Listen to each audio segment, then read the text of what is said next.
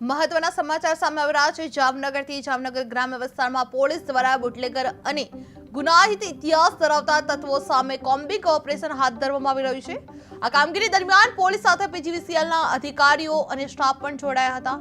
Police દ્વારા શંકાસ્પદ સ્થળો તેમજ ગુનાહિત ઇતિહાસ ધરાવતા લોકોના ઘરોમાં ચકાસણી કરવામાં આવી હતી।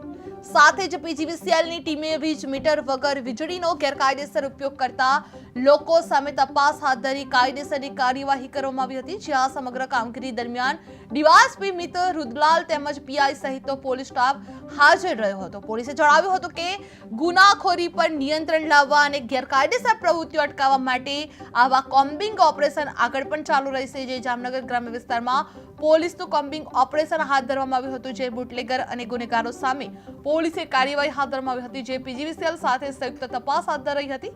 વીજ ચોરી કરતા લોકો સામે કાર્યવાહી હાથ ધરવામાં આવી છે। જે ડીવાયએસપી મિત્ર રુદ્રલાલ સહિતનો સ્ટાફ હાજર રહ્યો હતો।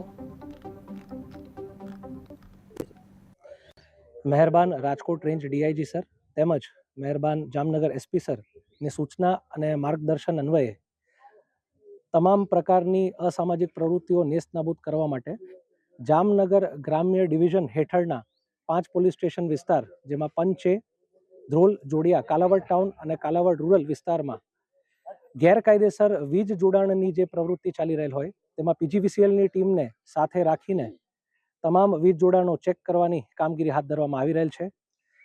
તમામ એચએસ, એમસીઆર, બુટલેગર, ટપોરી જેવા અસામાજિક તત્વોને ત્યાં આ કાર્યવાહી કરવામાં આવી રહેલ છે અને સાથે સાથે પ્રોહિબિશન અને જુગારને અન્વયે પણ અસામાજિક તત્વો વિરુદ્ધ આ તમામ પ્રવૃત્તિઓ નેસ્તનાબૂદ થઈ જાય તે અંગેની કાર્યવાહી અત્યારે હાથ ધરવામાં આવી છે।